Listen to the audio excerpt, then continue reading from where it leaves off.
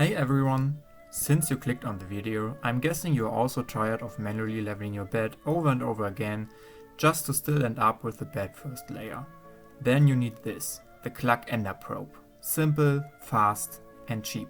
Within only 45 seconds you can create a 5x5 mesh of your bed with the probe, with Marlin and Klipper. Sounds awesome, right?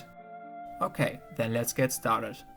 All you need are 3 printed parts, a micro switch, a few screws and some cable. Depending on your mainboard, you may also need a connector to connect the probe. The assembly is easy and quickly explained. First, you have to remove the middle leg of the micro switch. Also, the metal arm on the top has to be removed. Before we can continue, the holes in the probe block need to be punched with a screwdriver or an Allen key. The holes are closed with a height of 1 layer to make it easier to print. The switch can then be pressed into the block. Place one of the magnets in one of the holes. The holes have a very tight press fit, but I uploaded various tolerances so you can pick the one that fits to your printer. If the magnets do not hold, use a smaller tolerance or use some glue. My magnets are installed without any glue. After the first magnet is pressed in, the second one has to be installed with the reverse polarity, so that one has the minus and the other the plus polarity at the top. This ensures an easy docking of the probe later.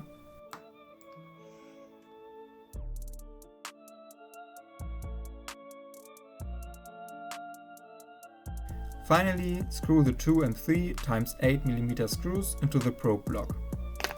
With this, half of the preparation is done. We now have to press the magnets into the hot end part, but this time we have to insert cables instead of the probe legs. There's a small groove in the bottom where the cables can lie without the magnet sitting crooked later. Place the remaining 2 magnets on the probe block so that you cannot mess up with the polarity. Use the probe block to place the magnets, but in order to not break the switch, you should use the desk to push in the magnets.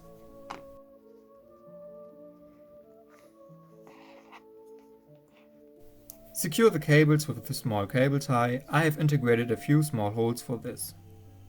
Now you have to mount the parts on the printer. Loosen your belts and the lower roller so you can remove the print head. You don't have to remove the roller, just loosen it.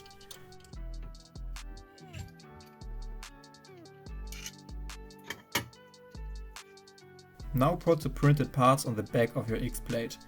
No screws are needed, all the parts are designed to be held in place by the print alone. Make sure that the part is flush with the plate and you don't have a gap between them. Once the part is in place, the X-plate can be mounted again.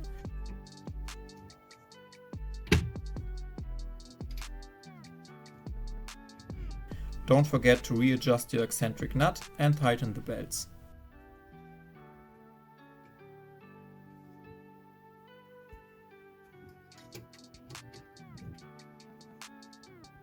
The last part we need to install is the docking station for the probe. Use the 3 M5 by 8mm screws for this. We will adjust this part in a moment. Move your X-axis 245mm to the right and leave the Z-axis at the homing position, so at a height of 0mm. Place the probe block at the hot end. Next, you have to place the docking close to the probe. Do not place it too high, rather leave a gap of 1mm to the probe. The magnets are strong enough to pick up the probe. Then we are done and you can finally probe your bed. All STLs and CAD files can be found on Thingiverse or GitHub, as well as detailed wiring guides for most mainboards. I also uploaded instructions for the firmware modifications there. I would appreciate a like and your feedback in the comments. And if you are wondering all the time why my fan lights up, you should subscribe to the channel to not miss the video about this. See you then and happy printing!